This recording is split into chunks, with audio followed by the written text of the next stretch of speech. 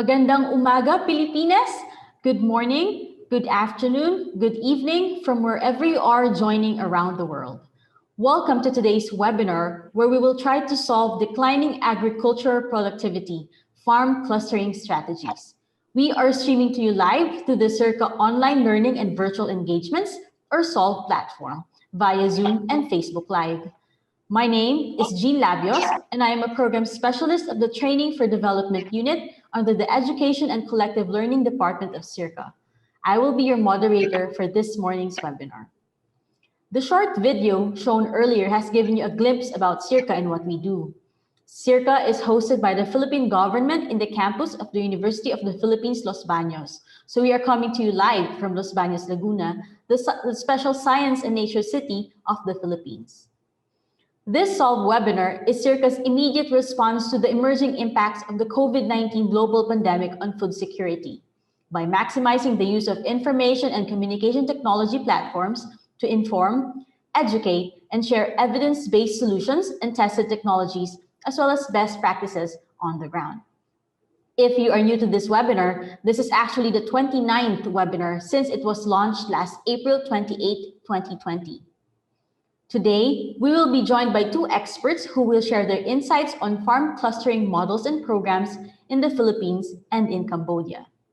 SEARCA's 11th five-year plan, which was launched in July 2020, identifies sustainable farming systems and natural resource management as one of the priority areas that would accelerate transformation through agricultural innovation.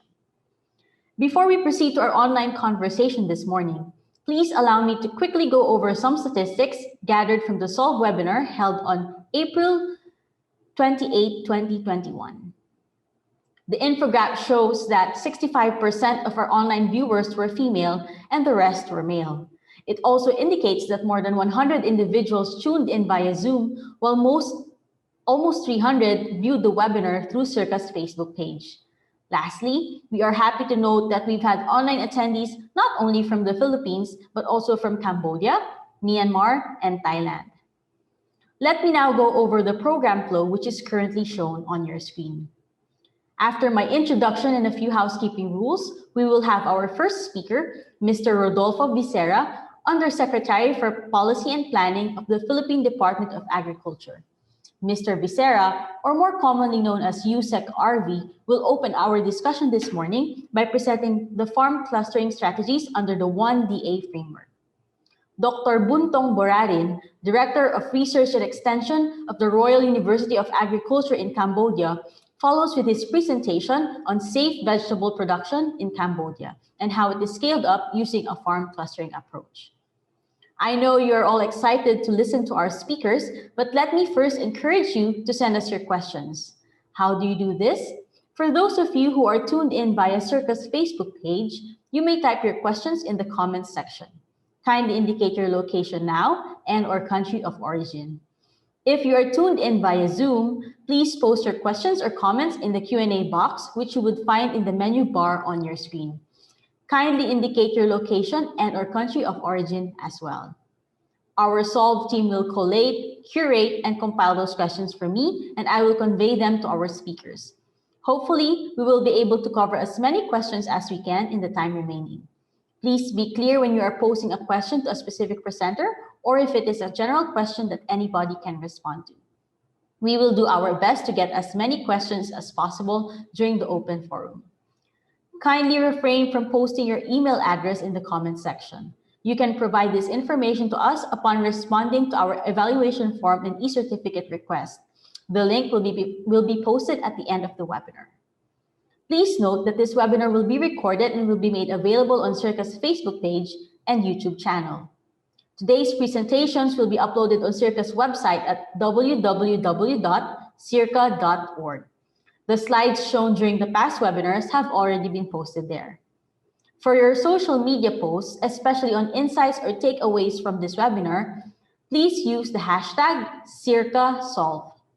If you have issues or are experiencing technical difficulties with the Zoom online platform, please contact us at solve@searca.org. Moving on to today's presentations, our first speaker this morning is Mr. Rodolfo Vicerra.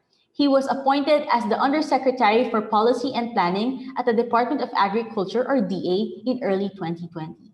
He was Director General of the Congressional Planning and Budget Department at the House of Representatives for 6 years, from 2004 to 2010. Prior to joining DA, Mr. Vicerra has been doing independent consultancies and advocacy work in the civil society and non-government sector, including short-term projects with ADB, UNDP, Australian Aid, FAO, and 2 years as legislative consultant at the Senate Committee on Food and Rural Development.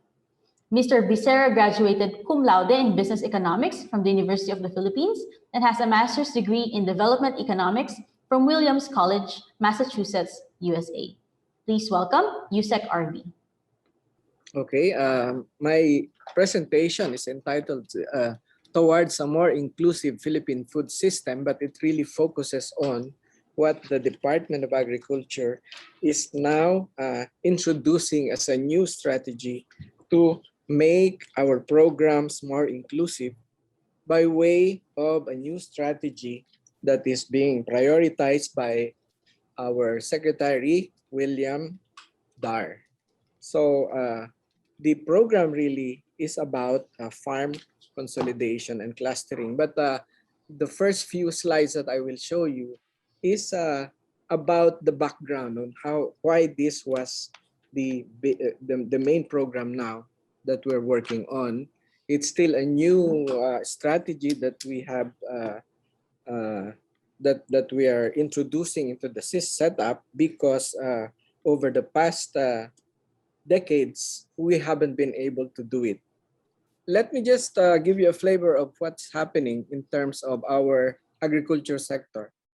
If you see here on this graph, the lowest line here describes or depicts what's happened in the agriculture sector from the 60s up to the latest figures we have, 2019, where the share of our agriculture sector in the economy has been getting smaller to the point that it's already only 8.8% of total GDP in 2019. So that in 2020, I think it rose a little bit to 10%. This is now the way our economy is distributed, no? In terms of the agriculture sector, industry sector, and services sector. We really need to be able to do more in terms of providing a better distribution of employment in this regard. And the agriculture sector, it seems, has been a neglected sector in our case. And one of the things that you might see when you look at the statistics in terms of our trade, no, in agriculture is that we have not been in the Philippines self-sufficient in a lot of commodities. These graphs show you that where the red is much bigger, we're importing more. So rice, for instance, we're importing as of 2019, almost 21%.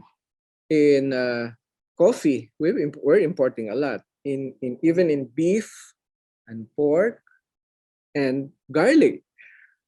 So these are the things that we need to really also change in the way we do our agricultural production. It means that there are a lot of work that we have to do here in the department, plan better, and engage our farmers better so that we can address these difficulties in our food system right now. And one of the key indications of these problems is this. Our agriculture trade has not been good. And we're looking at just the past 5 years. See, it's been growing in terms of the negative balance. While we are saying that exports has been growing, it seems that agriculture imports in the Philippines has been growing even faster, so that our balances have been growing, negative 7.9 in 2018 billion US dollars, and 7.9 again on the average. So it means that we need to really work some more and improve our agriculture production in this country, because there are things that we can really produce here. There are many commodities that we can really produce here, but we need to also rework and reorganize our rural systems. Just looking at our systems now, in terms of land holdings, it seems that we have very few organized groups in terms of our agriculture and farm production. If we look at these statistics, individual proprietors, landowners have, well, in terms of numbers, they are the biggest sector, 1.2, but 1.2 hectares on the average, 1.2 hectares on the average of land ownership. Actually, the latest statistics that I have seen here is that it's no longer that size. It's about 0.9 hectares per farmer. And the reason for this is increasing population growth in rural areas. So land ownership has been growing smaller while our population is growing. But then again, in terms of organized businesses and groups, our farm sector is really, for the most part, individual proprietorships. There are very few organizations, corporations, and cooperatives that are present in the agriculture sector. In short, we need to reform the way we do business in our sector. The result of that is very evident in our own poverty statistics. Our farmers and fishers are the poorest among our poor. These are the data on our poverty ratios. And you can see that the highest graph, the tallest graphs here, bars here, are those of the farmers and fishers. Poverty incidence of 39.5%, 36.9% in 2015 and 2018. It improved a little bit in the past 5 years, but it's still the highest among all of these ratios, no? All of these among all of these other sectors. That basically is the backdrop of what I'm presenting, and we have programs in the department, what we call the banner programs, and we have identified priority crops. But this is basically a description of what we have. We provide hybrid and inbred certified seeds. We provide fertilizers, pesticides, and other inputs. We help rehabilitate our irrigation systems, but this is from another government agency. We have programs to provide agriculture machineries and equipment to our farmers. We provide credit and marketing and extension support, as well as research and development for our sector. And there are consultations with producers, traders, and other stakeholders. Basically, this in a nutshell is the set of programs that we have here in the department. But from my own point of view, as an insider, we need to have a more and a better way of reaching out, a better organized way of reaching out to our farmers and fishers. And this is the reason why we need to rework many of our programs and focus really on how do you bring in most of our farmers. These are the difficulties that we have. One is there's inadequate infrastructure in order to reach to our 10 million farmers and fishers in the Philippines. Okay, the frequency of calamities is a major problem every year. We are hit by at least 20 typhoons, basically in a few regions of the country, and where much of the agricultural production are coming from. There is also the problem of environmental degradation because of a lot of deforestation happening, so that the fertile soils are spread out because of frequent flooding. We have very serious problem in terms of access to credit for our farmers especially. I'll explain that some more later as we go along. There is general observation of weaknesses in governance, and we have had decentralization since 3 decades ago, but this has not been too effective in assisting the agriculture sector in this country, our farmers. Why? Because the local government units are also not too keen on providing their assistance to farmers, and instead have depended so much more on the national government to provide the needed assistance for our farmers.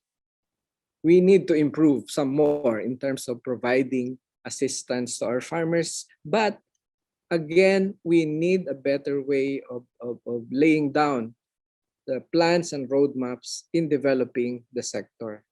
So that in a nutshell is how I personally look at the different aspects of agriculture development in this country. Successive administrations and medium-term plans have been prepared, but the idea of competitiveness and higher productivity and higher incomes in the sector has been an elusive target for the Philippines, and therefore we need a lot of changes here institutionally in order to improve the outreach of our programs to more and more farmers. As I told you a while ago, there are 10 million farmers roughly and fishers in the Philippines, but we need to improve our outreach because the department itself can only reach every year around 2 million of this 10 million. So now this is the new direction that was introduced by our new Secretary William Dar. We're still in the process also of bringing this in, and this year is really what I would call the introductory period where we are trying our best to reach out to our farmers through our regional offices. And let me just emphasize that the Department of Agriculture is one of those agencies whose services and organization have been devolved and moved into the local government units almost 3 decades ago. And the relationship with our local government units has to again further be re-examined and improved. So this is one of the things that I would like to also emphasize, that we are now in the process also of linking up with the LG, with our local government units through a revitalization of our extension systems. But I will be focusing on this program that we are working on, farm and fishery consolidation and clustering. So why was that thought of? Clustering and rural development programs in various countries have been successful in helping improve the productivity, incomes of farmers, and overall performance of their agriculture sectors in other countries. We see that in Israel through their kibbutzim. Japan has been a very good performer in terms of the agriculture sector. In Malaysia and Indonesia, they had FELDA and FELCRA that organized the rural systems. So they were very successful in introducing new exports. I mean, they really that really improved their agriculture sectors in terms of more exports, more participation from among their people in the development process. In South Korea, we have seen the Saimul Undong or New Village movement. But lo and behold, I asked my staff to research also in the other countries, our attaches, and they tell me that there are also dozens of programs in many countries, Thailand, Chile, Colombia, Germany, Netherlands, Finland, which we never really tried to study in the past, and now we're trying to study them on how their experiences can be brought into our own setup so that we can assist our farmers better. And this is also one of the key considerations, because we have a law in the Philippines that seems to have been our source of difficulty when it comes to consolidating the farmer production units. No? Our comprehensive agrarian reform program seems to have been a problem in terms of how to group together our farmers, because the idea of the agrarian reform program is to subdivide the production units. And it has been a successful program for the past 3 decades also. But the problem is it has interfered with the way we reach out and improve the conditions of our farmers. Most of the farmers anyway. Our farmers mostly affected by this program are the rice and corn producer farmers that have very small plots of land now. Okay, very few of them have organized into cooperatives or corporations so that they can have better efficiency in their production systems. So this has been a little, well, it's not a little, a major part of the difficulties in introducing programs that will reach out, that will better make our problems more efficient, our farmers more efficient. So come now our concepts of the farm and fishery consolidation and clustering. We need this to have better economies of scale in production, better linkages to the global value chain. We need to create stronger and better access to markets for our farmers. And one of the key problems of our farmers when they have very small plots of land to produce is that they are so divided that come harvest time, the trader who goes around and negotiate with the farmers will always have the market power to bring down the prices of our produce. Paddy rice, when it is harvested, is always has a very low price during harvest time. And this is one of the very difficult problems because our farmers are so divided that the traders who come in actually try to make each one of them compete for lower prices. When in fact, the actual retail prices of rice, for instance, in the public markets is 3 times higher than what you buy at farm gate. And that has been the experience over the past few years, that it has been a very difficult situation for most of our farmers. And this is one of the things we want also to address. We need to attract more strategic investments in the agriculture sector, but we can't when you have very small land holdings to deal with, and they're even so disorganized. So our farm and fishery clustering and consolidation direction in the DA, in the Department of Agriculture, really aims to improve overall productivity and incomes of our farm sector. These are the key considerations in our new program. What you see here is that it said proposed. It says proposed because these slides came from the time when we were organizing this new program. And one of the key things I'd like to call your attention to is here at the center, the need to engage professional managers. And the reason for that is when you look at statistics, the average education of farmers in the Philippines is second year high school. And we need to improve actually in terms of their access to education, in terms of their understanding of the technologies. There are so many new scientific developments in the agriculture sector, but bringing that down to the field level, to the producer level, has been a very difficult stumbling block. because many, while we have had a lot of programs already to bring in these technologies to our farm level, our average farm productivity, for instance, in rice, still remains at 4 metric tons per hectare for paddy.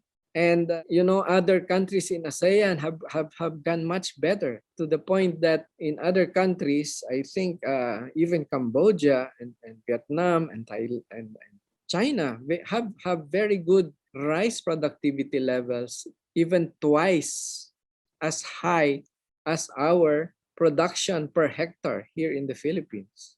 So we really need to rework the way we do things, the way we produce our agriculture production systems. I mean, the way we operate our agriculture production systems. We need to improve the access to inputs for our farmers, access to credit, access to markets, and access to technologies. In short, we really need a major overhaul in the way we do things in terms of our production systems in agriculture, and better assist our producers. We have been looking at this based on the experiences of our farmers and fishers over the past decade, and yet the programs that we have need to also be reorganized in terms of focusing on how to reach out to more farmers by organizing them. It's really a difficult direction, but we are now, at least with the leadership of Secretary, that we are now beginning to do this. And these are the areas where we intend to improve our support systems: pre-production, production proper, post-harvest, processing, marketing, and logistics. Right now, let me just tell you that this is the way we're mapping out our existing programs, but we need to unify many of our existing programs so that for every commodity, we have all of this identified. We are now trying to rework and study and review our programs in this regard. But in any case, the present direction in terms of farm clustering and consolidation is that we are on track in reworking, at least for the pilot areas. We are doing this at least 3 to a dozen examples in every region of the country. In the Philippines, by the way, we have 13 regions, excepting our Metro Manila region. 13 in 13 regions, we're doing our piloting of this farm clustering and consolidation program. And this is basically how we describe, how I would like to describe our F2C2 program. F2 is farm and fisheries, and clustering and consolidation is C2, F2C2, okay? And the key requirement really is that how do we mobilize our professional farm managers? The focus of the program is on the value chain approach. This is one of the things I'd like to highlight also, because that has been the key problem that we have not paid enough attention to. In the past, the reason why we were not able to effectively come out with that program on clustering and consolidation of our farm production systems is that there is this law that I mentioned a while ago, the agrarian reform law, that has prevented us from organizing our farmers much better. And we have been in that, under that paradigm for a very long time, that it was only upon the entry of our new leader, Secretary William Dar, that we realized, and he brought this in, that the idea is not to consolidate lands only. What we really need to consolidate is the value chain of production, of agriculture production, which means that from the seeds to the planting, to the caring of the growing commodity, to the processing and to the harvesting, and even to post-harvest and marketing. We have to consider all of this, no, in the process of consolidating our farmers, meaning you can consolidate a group of farmers not just on land, but perhaps in the way they market, in the way they process, or even in just to synchronizing their farm activities.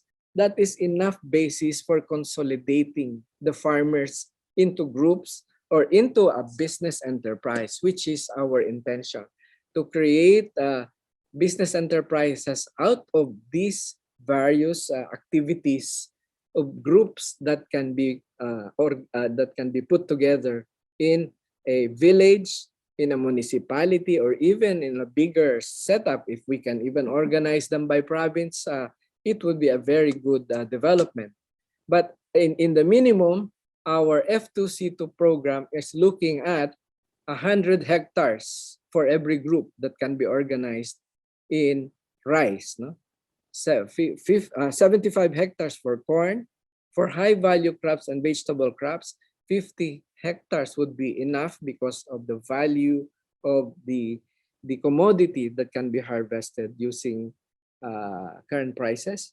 And in the other commodities like fruit trees, 100 hectares, fiber crops, 100 hectares, taking into account the timelines that have to be considered because of the crop cycles in these particular commodities.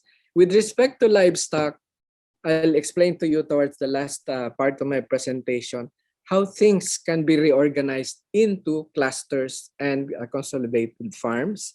In terms of fisheries, we're looking at organizing them into villages. Why? Because when you are into fishing, for the most part, the experience of many of our fishing villages here is that the fishermen go out to sea, spend a few days, up to a week or so on the sea, and then when they come back, they bring their catch and stay for a while again in the villages, in their villages. And when there are but when they are out, there's nothing happening within their village, and perhaps there can be more opportunities for them if we organize them so that part of their activity when they're not fishing is they can grow seaweeds, they can grow specific types of commodities like crabs and shrimps, and in aquaculture within their villages. And they're part of that, they have a better system of production and not just the fishing part. So basically, that is the setup. And I would like to show you the example of two examples here. For rice, for instance, on this green box here on the left, we call it, I call it kanya-kanya farming. When you say kanya-kanya, to each his own type of farming, we want to remove that and change the system out there into groups of farmers assisted by professional managers so that they can have better access to inputs and markets. What we want to do is to realign all our programs here within the department so that the assistants will prioritize those farmers that are already in groups. And while those farmers that refuse to organize will have difficulty in accessing that the assistance. So we are trying to rework our systems here. The other example here is a particular cooperative that I have been to. These are backyard farmers organized around a cooperative that operates a feed mill. They are all members of the cooperative. And this example here, Padre Garcia, which is an example in one of the provinces in southern Luzon, is that they are organized around the feed mill in not just in terms of inputs, but in terms of marketing, in terms of even a veterinarian going around to each family, because each family member, or each member farmer in the cooperative may be able to receive up to 40 to a few more dozens of piglets that they produce in the next 3 to 4 months, that they grow in the next 4 months. And the cooperative provides not just the piglet, but the feeds, of course, because they're organized around the feed mill. And that includes also the veterinary medicine and even the veterinarian that goes around to make sure that every backyard production system for each member family is taken care of. In short, you have a very good production setup, and after the time that when the harvest time comes, the cooperative itself is the one buying all of the produce of the farmer members. The cooperative itself also takes care of marketing the produce and netting out the cost of the inputs of the piglets and the feeds and the vaccines. You have a very good set of net profits and incomes that is left behind when the farmer sells back the livestock that he has taken care of. It's a very good setup here. So what I'm trying to say now is that we have various models, and we are trying all that we can learn from in the various systems.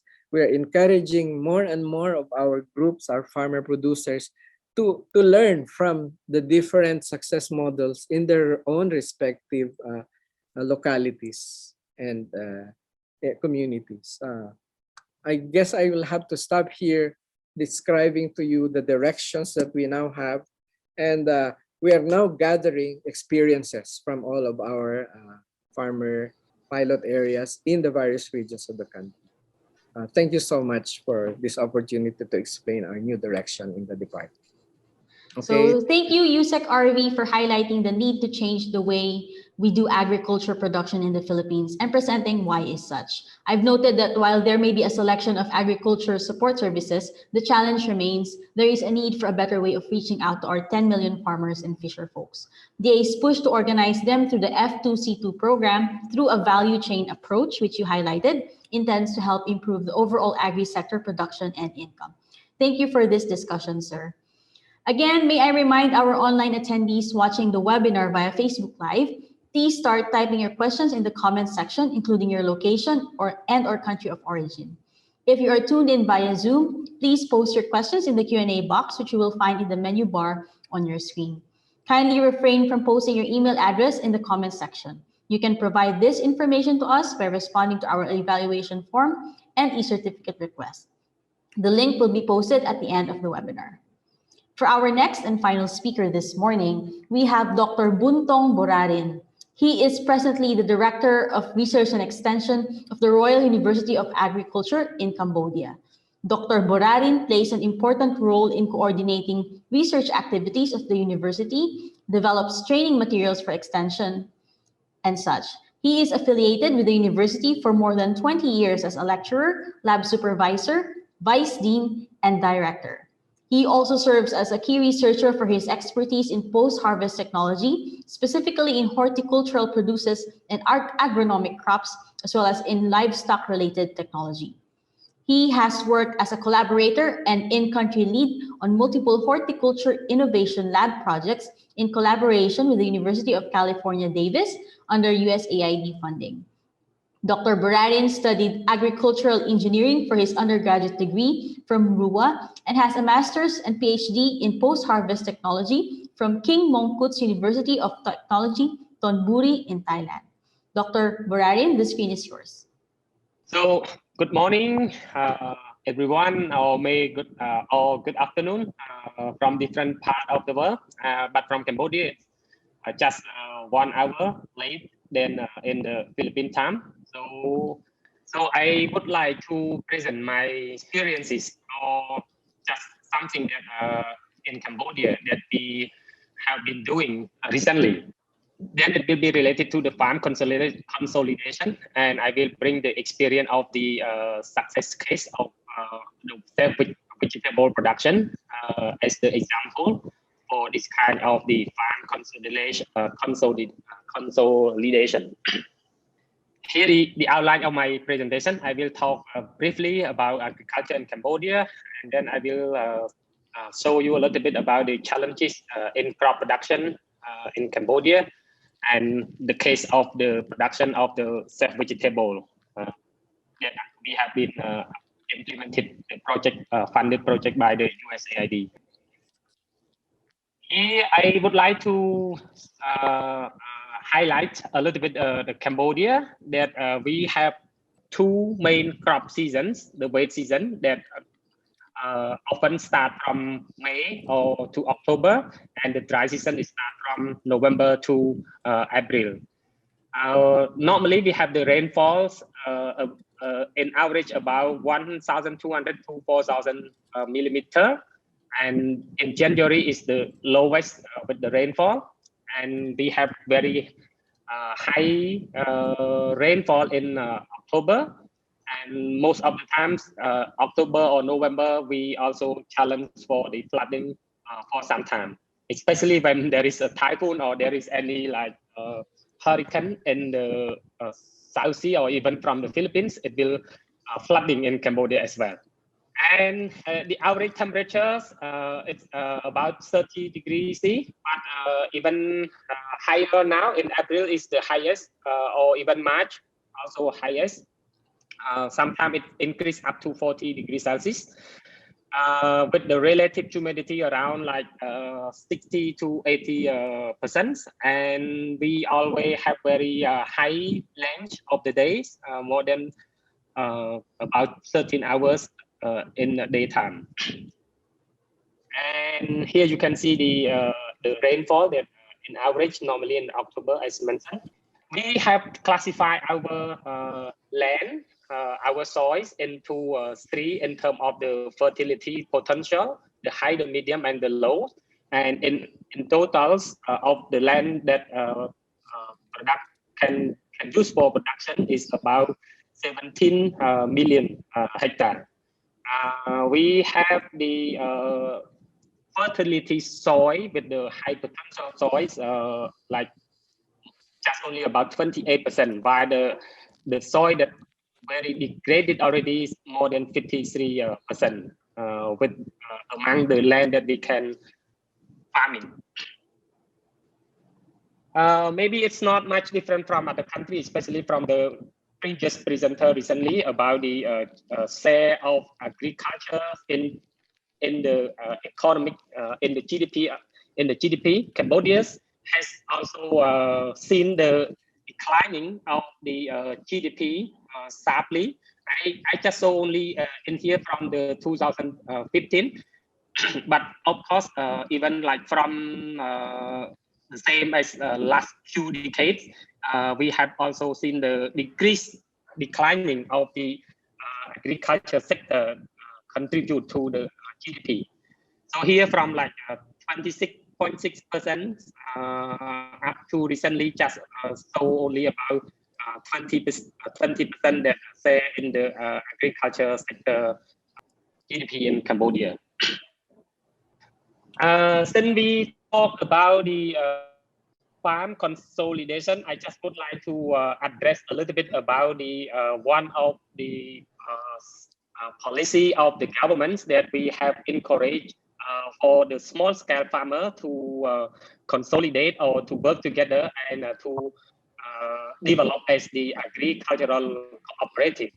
So since 2003, we have seen that the number of the agricultural cooperative has sharply increased, and recently up to last like 2018, the number of the agricultural cooperative has increased up to like 1,116 cooperative.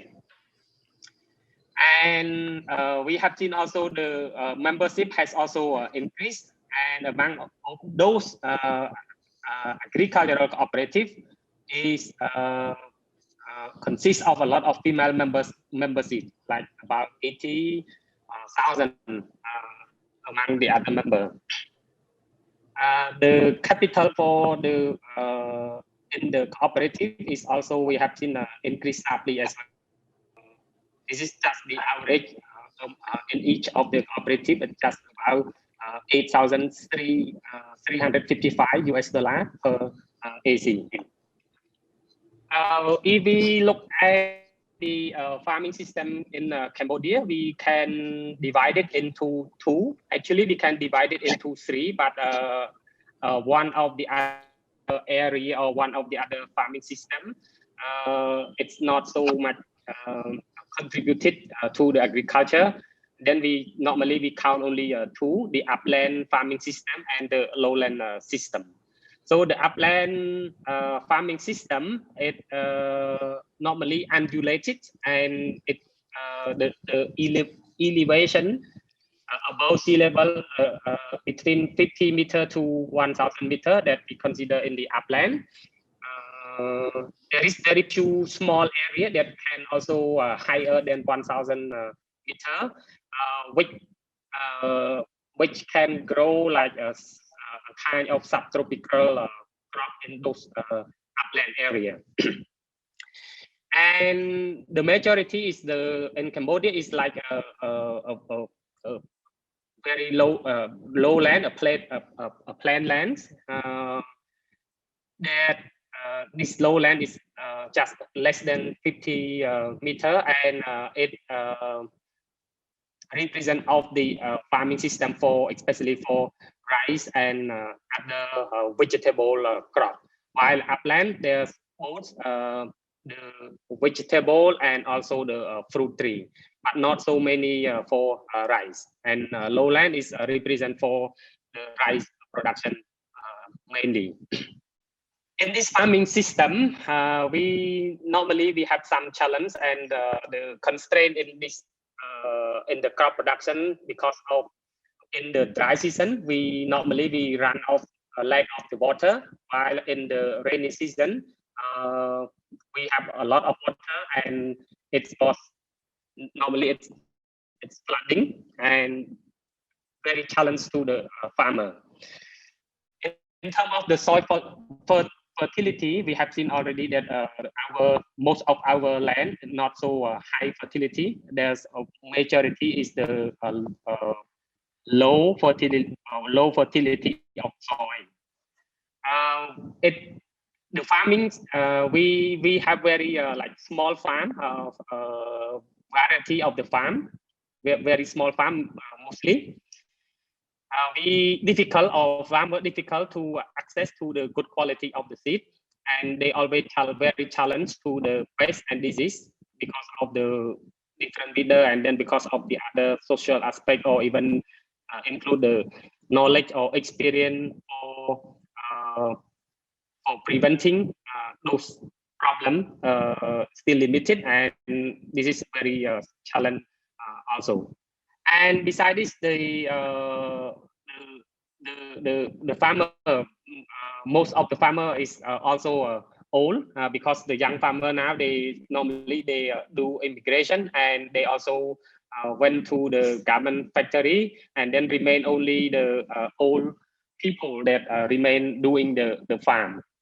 Just saw the picture about the flood or the drought that we always facing every year, and normally the rice or the other crop, the impurity is still be the problem for the rice production in this slide. And big problem in rice farming is also very challenge for the rice farmer. We also challenge a lot with the other pests like red bird or like other like insect. And this is the surface property of the sandy soil. We have different kind of soil among the three that we have divided, and percentage of rice is one. It's difficult, as you can see, the surface or the profile of the soil is very difficult to grow the crop. The government or the farmer themselves, they also try to diversify their farming as much as possible, and especially from the government, they wish the farmer to change to different crops, so that it's kind of the solution for a better income. Because because so far we maybe most of the farmer, they just, when they're talking about the agriculture, they just refer to rice only. So it's why the diversification of farming system in agriculture become one of the main activity to promote the farmer to change their mindset. For example, to change to use the legume in rotation with rice, using adapted planting techniques with the machinery, or recently that we have introduced the conservation agriculture technique by growing the crop without or zero tillage. Well, I just go for the vegetable production that we have been implementing under the funding of USAID under the program of Horticulture Innovation Lab. I will start with the how why the safe vegetable production in Cambodia become very popular. We start with the problems. We maybe this is also not so different from other country in the region or in the world, that consumer normally they try to access to the high and safe, high quality and safe food for their living. And then in here, the consumer also in Cambodia, the consumer trend is leading toward also increase for the quality safe vegetable. And here, safe we refer to like a grow with the correct, even they use the pesticide, but in terms of the proper pesticide that they can use, and then it not harmful to the health. We consider that safe. And at the market, they have limited supply for the safe vegetable, while there's a lot of consumer need very high demand in the safe vegetable, but at the market it's lack of the supply for such kind of vegetable.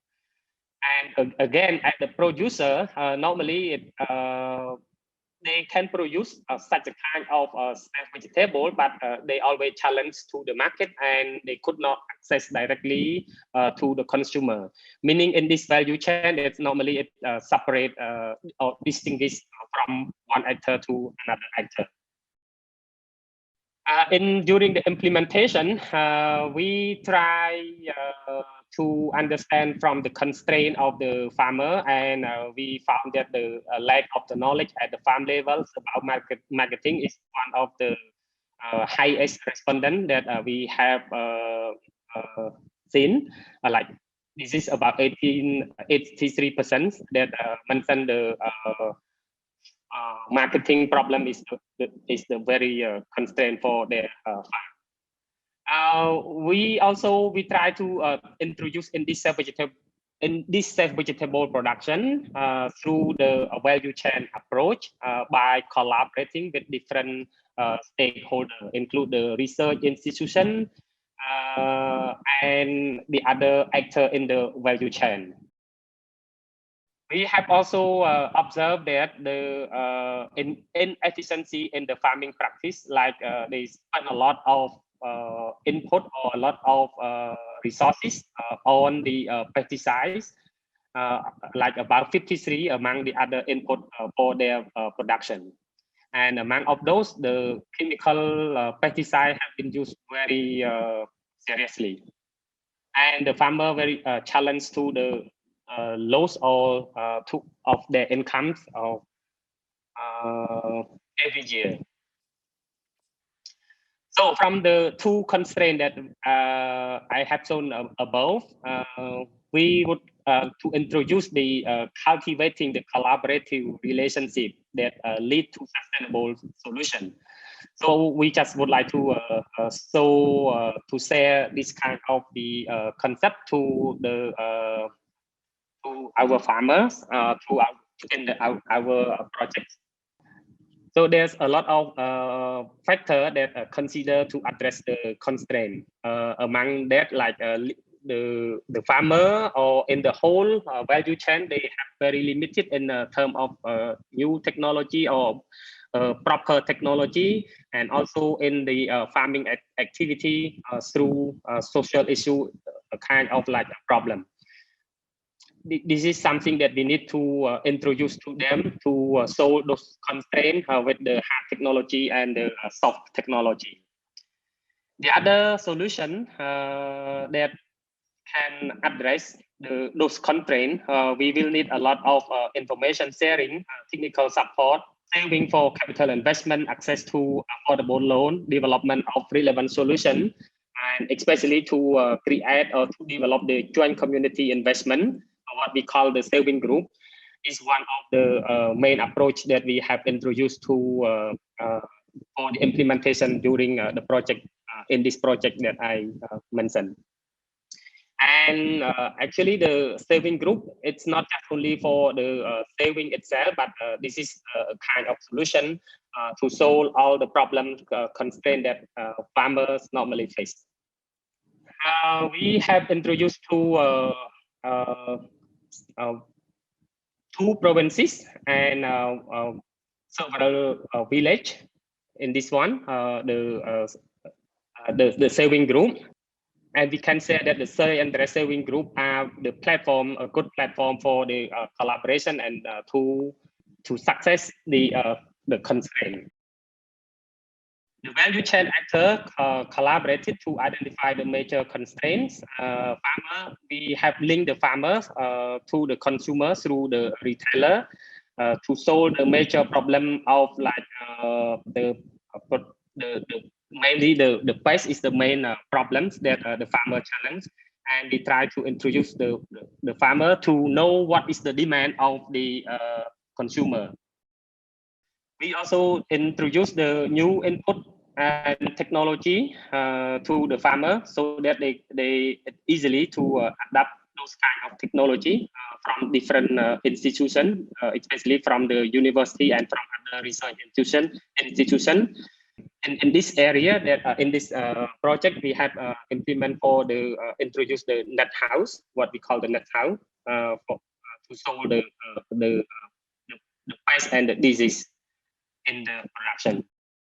So just we have introduced this, and when we start to introduce, and there's several farmers, but they request to join, but of course because the limited fund that we have in the first time to introduce for the implementation, and then we just let the 7 farmers to test for the technology that we have, i.e. the net house.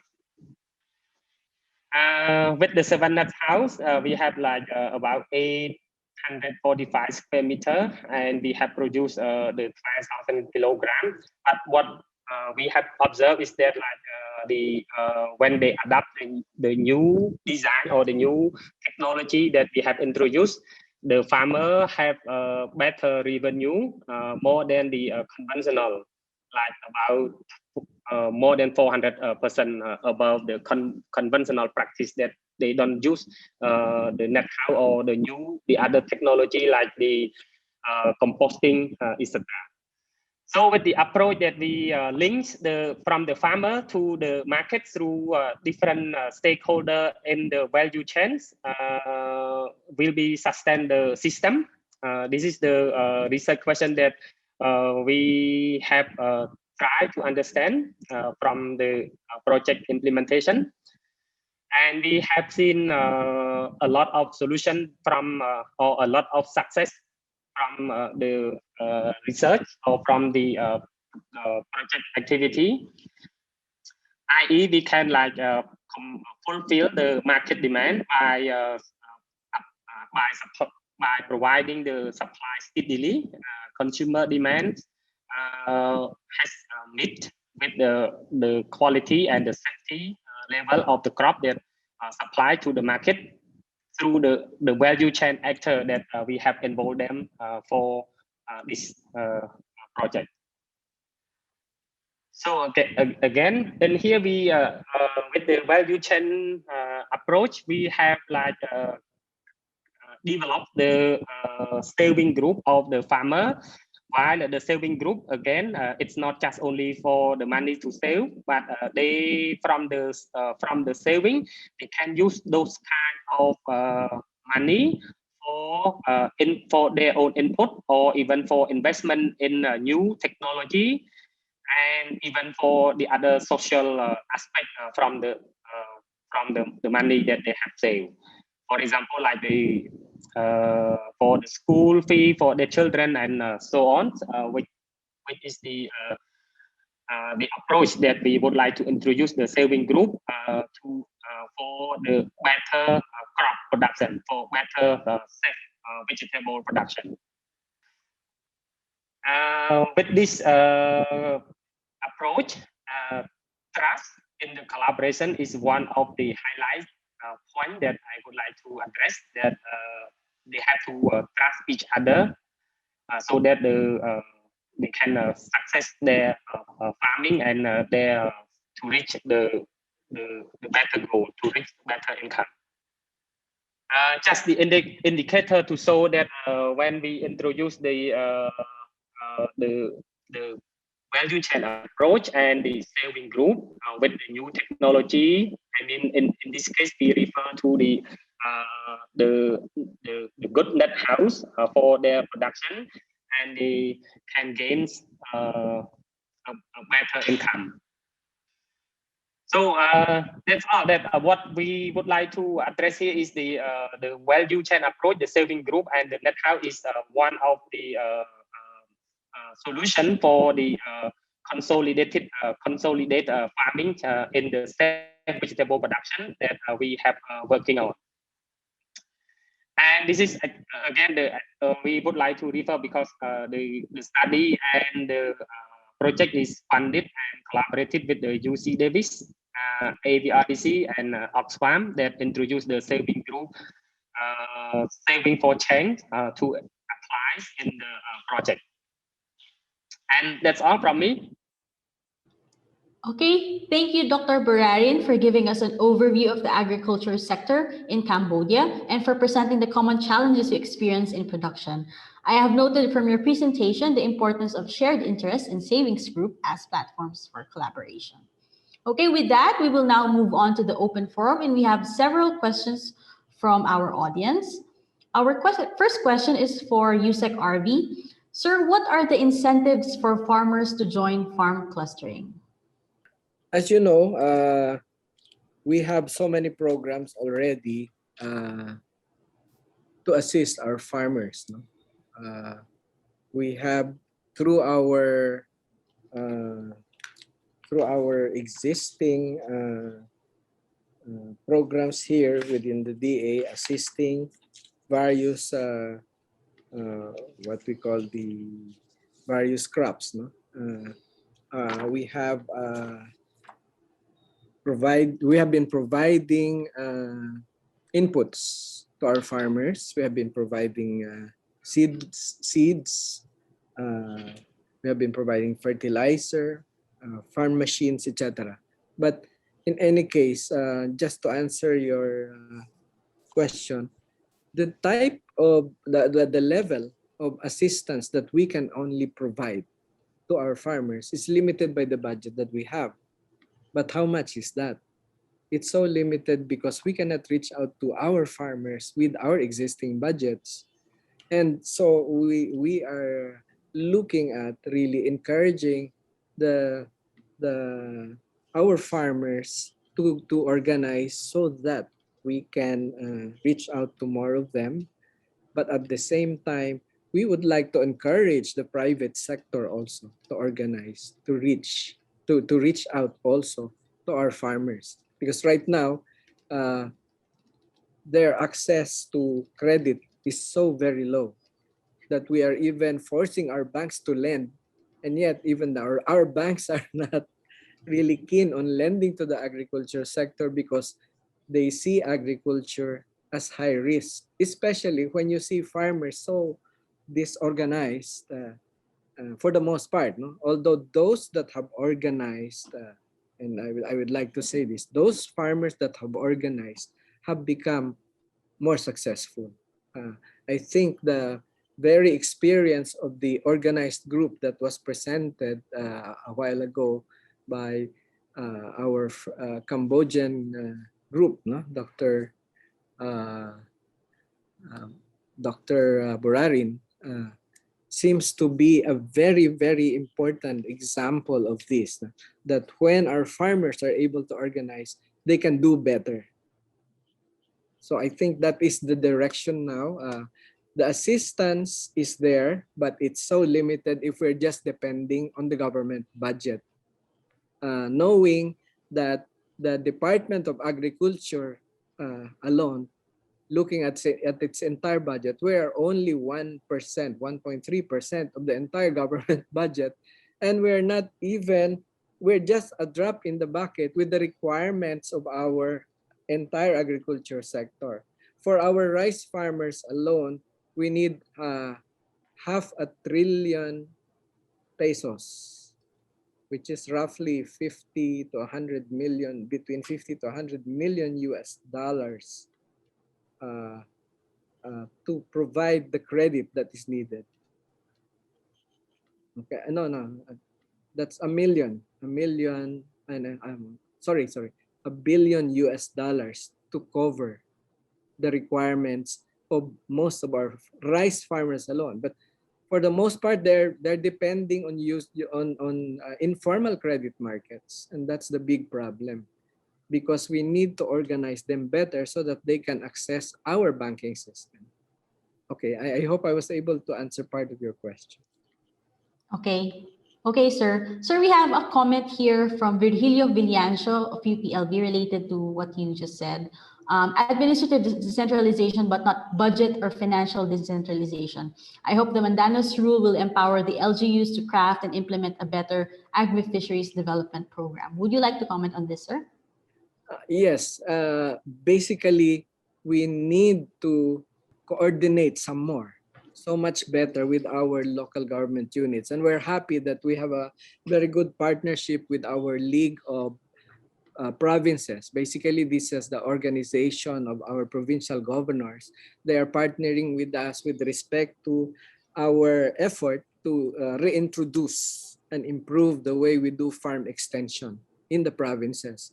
But we would like to even further go down later on and partner with the League of Municipalities so that we are closer to the farmers who are in the villages in these municipalities. So we really need a lot of reworking of the way we do things.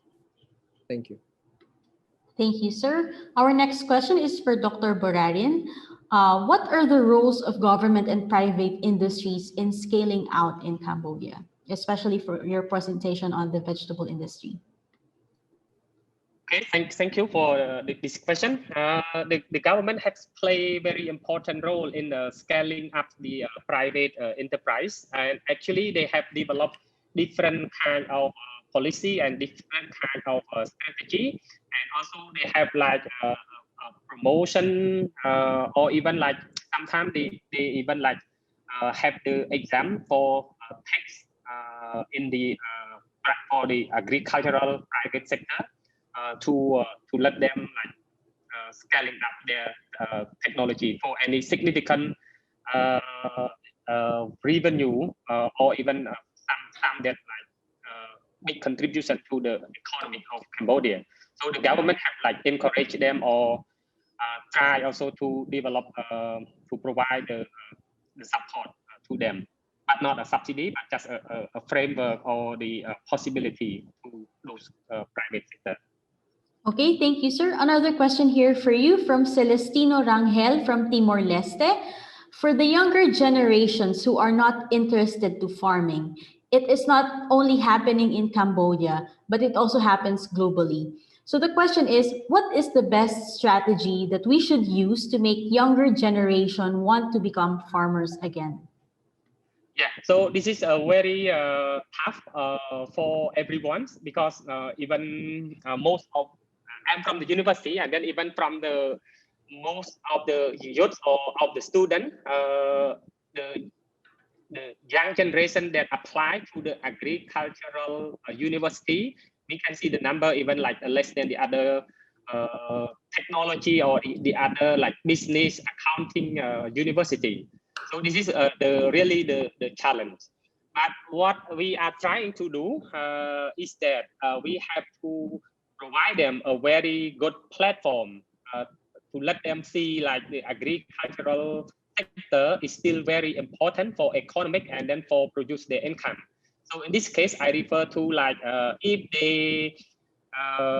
if we can provide them like a very technology, especially recently we have introduced ICT into the agriculture sector, so it can make also attractive to the young generation, because the young generation, they just would like to stay in the convenient room, and even they don't like to go to the field at all. So in this case, we provide the room, the platform for them, the convenience for them, using high or modern technology, especially to introduce the ICT, maybe the good option for them. Yeah, so I think that's my answer. Okay, thank you, sir. Actually, I think the situation on this concern is goes here in the Philippines as well. So there really is a challenge to overcome the decline in the interest to agriculture for the younger generation. May I add to the answer for the Philippines? Yes, sir. For the Philippine case, actually, Secretary William Dar has introduced a number of programs already, and we're rolling them out. One is an apprenticeship program for young farmers that provides for salary even for those who are accepted. And I think the Secretary just inaugurated 2 months ago the some 500 students coming in all over the country to be doing apprenticeships with farm producers as well as with companies that are in the agriculture sector. Number one. Number two, we have introduced a lot of scholarships also already for college education of farmers. And number three, we have our informal education under the TESDA, technical education systems, where most of the farmers who have not really gone to college are able to also gain technical know-how in farm production, in various types of commodities, so that they can improve their the way they do their production in their farms. But again, this is not just enough, because what we need to also rework is the orientation towards cooperatives, towards group production, towards farm companies, probably for them to help in reorganizing the way our rural sectors produce for our agriculture production. Thank you. Okay, thank you for that. Yes, sir. May I add also a little bit Yes, sir. the other program? So in the university, as well as for some NGO in Cambodia, we have introduced the program, the business incubation programs, include the agricultural activity. It's not just only the business itself, but the technology to for the new innovation technology through the business incubation programs that our university and also some other NGO in Cambodia have introduced, so that this is a kind of very attractive to the young, to the youth as well, to rejoining the program. I mean, normally when there is a program open, there's a lot of youths, a lot of the young generation collaborate, or I mean group together and then to join the program, meaning that like we can see how the attractive from this one to attract the young generation to work again in the agricultural sector, yeah, especially for the agribusiness. Okay, thank you, Dr. Borarin and USEC RV, for presenting or showing us that there are actually opportunities for the younger generation to engage with agriculture again. Our next question is again from Celestino Rangel from Timor-Leste, and this time is for USEC RV. For sustainability, what should we do for the farmer groups? Just for information, because even if we provide input and incentive fund, they cannot survive. Sir? Two aspects of sustainability. It is sustainability of production systems, sustainability, and also sustainability in terms of us helping promote the environmental aspects of the economy. First is the production system.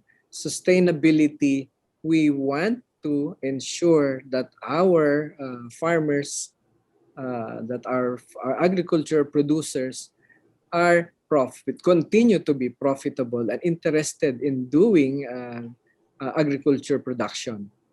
And in that regard, they need better access to better knowledge and new technologies, as well as new techniques, as well as equipment. So in that regard, the direction of the Department of Agriculture is really towards providing all of this assistance, especially to those that group together, because it's so difficult to reach out to 10 million farmers and fishers when they are all producing individually. It's better really to reach out to them when they are in groups, and that is the direction of the department now.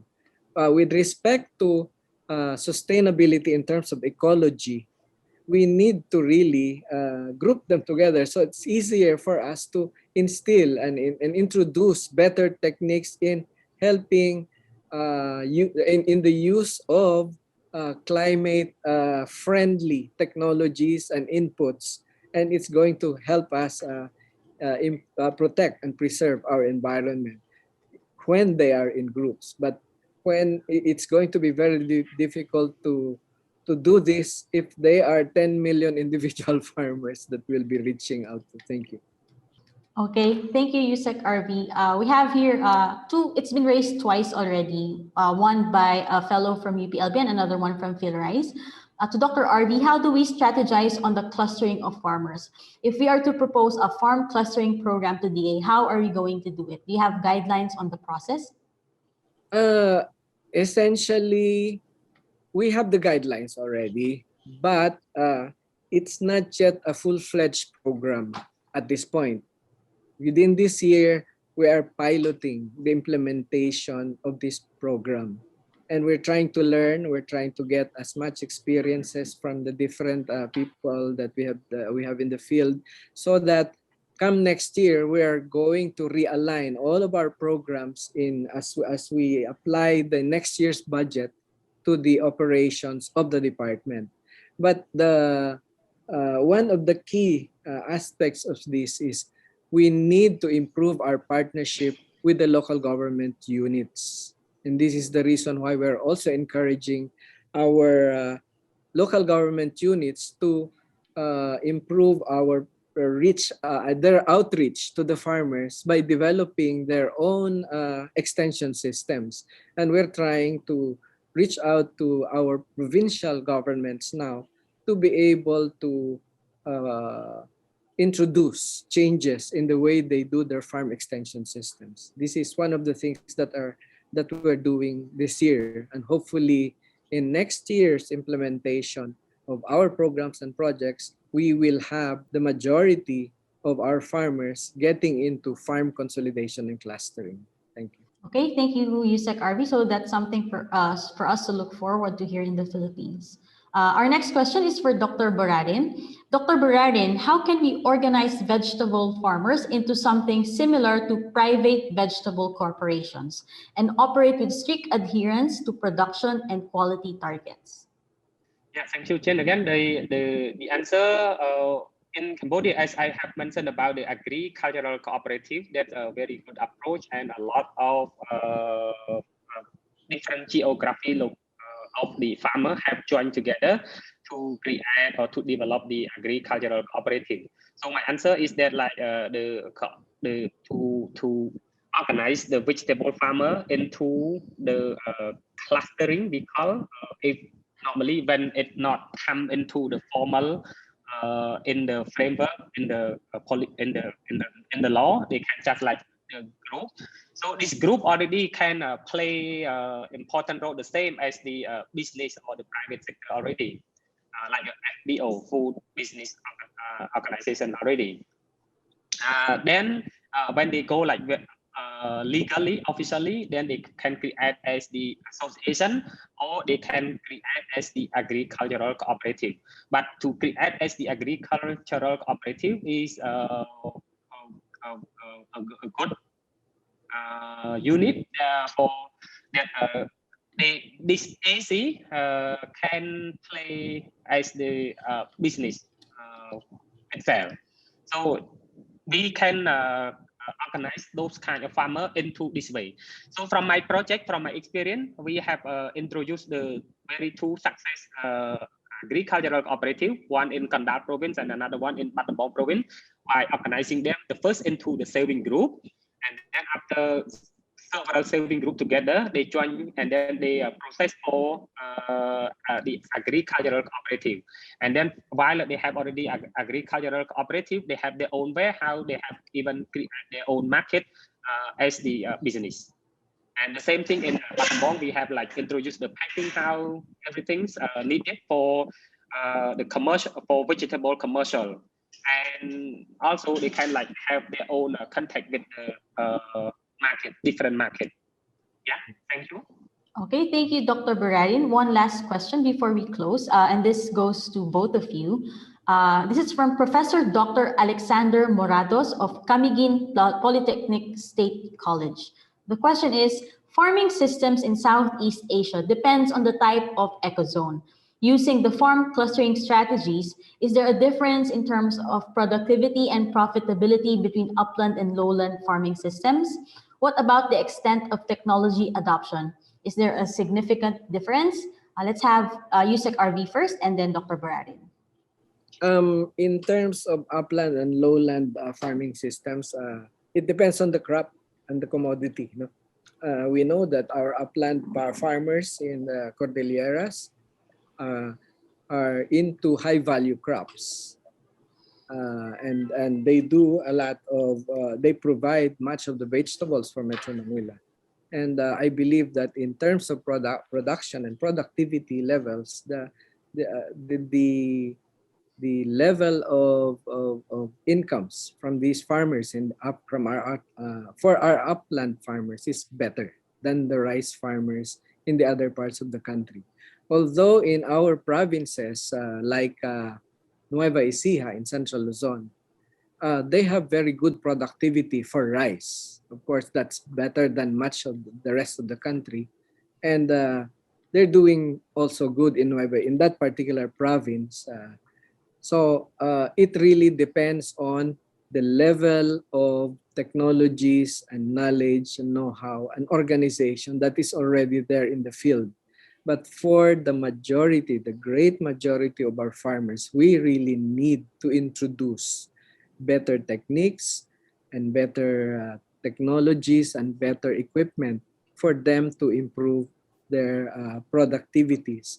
And organizing them into production groups, cooperatives, or even corporations, if you may, is the best way to reach out and improve their systems. Because farming, as you know, is not just about doing what they are used to do. Because we have grandparents and parents who have been used to doing things, and it's so difficult to change the way their practices if they are not the way they do things is not reorganized and reworked so that they have better access to markets, technologies, financing, as well as training. So it's really the way to go for us: consolidation and clustering. Okay, Dr. Borarin. Yes, maybe the concept is not much different from Dr. Awi mentioned. It will be the different, maybe it depends on the kind of commodity, a kind of crop when they cluster their farm. But related to the regions, this is not because of the geographical difference, but in terms of the rural or remote area, which can make the cluster different. Because normally in the rural area, mostly mostly in the upland area for Cambodia case. So in terms of the adoption technology, it's difficult because the extension service or even any new technology or even the market, the upland area is still very far from the market. So it can be different. But among the cluster itself, when they clustering, so they just like do the same level of the farmer. So the individual member in the cluster, it is not much different. But in terms of the region, maybe different in terms of rural or remote area. It's not because of the geography. Yeah, that's from my answer. Okay, thank you, Dr. Borarin. Thank you to our audience for asking questions, and thank you to USEC RV and Dr. Borarin for answering these questions. We have actually a few more questions lined, but in the interest of time, we will be sending your comments and questions to our speakers to answer, and we will have them and we will share them via email to those who asked the questions. Before we close this webinar, may I request our speakers for some closing or takeaway message for our audience? Yusek RV, let's start with you po. Oh, yes, thank you very much for that. I believe that in our case in the Philippines, there's really so much more work to do. We have our system set up for many decades ago, and in fact, we have been so proud that our universities here have trained many of the agriculture experts in the other countries in the ASEAN. Many of them studying in our UP Los Baños and even in our Central Luzon State University.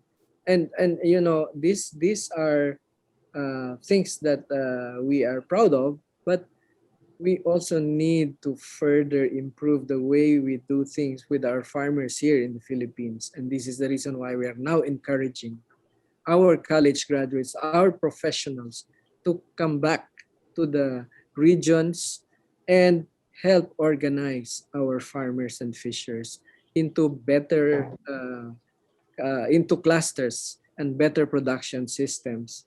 The opportunity is there, mind you, because I saw the different profitability levels of various crops and commodities. They're very high. You know, for rice alone, given our present production systems, you know that for a hectare of rice, you can earn as much as 79% return on investment. And that's not different from for many other crops and commodities and livestock, even fisheries. The rate of return is very high, except that our production systems here are so focused on small production units. We need to really regroup and rework the way we do things to better assist our farmers and reach out to them. So I really would like to encourage our audience who are here, I mean, in the audience, our educators and our students to help us in this process. We would like to partner with you, but the main constraint is that the budget of our own Department of Agriculture is so very small compared to the rest of the economy. And we need to encourage greater participation from investors, from businesses to help bring us to that better condition for our agriculture sector. Thank you very much. Thank you, Yusek RV. Dr. Borarin? Yes, I would like to highlight again that for the farm cluster in Cambodia, at the moment, the government pay a lot more attention on developing different kind of farm cluster so that they can have a better bargaining powers to the market, and also even the consolidate those produce that they can produce the for the local, for domestically market, and also for the export market. And in terms of the to be success, the technology and the research together have to be very have to strengthen it very a lot. And Dr. had mentioned that the funding is really limited. And then for us, maybe the same thing. We don't have much funding for the research to strengthening or to work to promote the new technology. Even they have a new cluster, but they may also need the technology to improve their farming, to improve their practice. So the research is still play an important role to strengthening the agriculture sector. And again, come back to our Royal University of Agriculture. We are trying now to reform our strategic plan and our research practices in order to improve the agriculture sector as the whole. So that's all from me. Thank you. Okay, thank you, Dr. Borarin. Thank you, USEC RV, for encouraging our audience that to address the challenge to self-sufficiency, maybe farm clustering is the way to go. So that's it. On behalf of SEARCA, led by our director, Dr. Glenn Gregorio, we would like to express our sincere gratitude to USEC RV and Dr. Borarin for taking the time to join us today. It has been a pleasure to have you with us this morning. That ends our webinar, but before we close, please let us know what you think about this webinar by following the link to a quick feedback form shown on your screen. The same link will provide you the request form for the e-certificate. Your feedback will help us improve our online learning events. Please note that we will only accommodate requests for e-certificates within 24 hours after the end of this webinar. Kindly wait for your e-certificate to be issued at least within a month, as we receive a lot of requests for e-certificates. Thank you for your understanding and patience. Please join us again for our next online conversation on May 26, 2021 at 10 in the morning.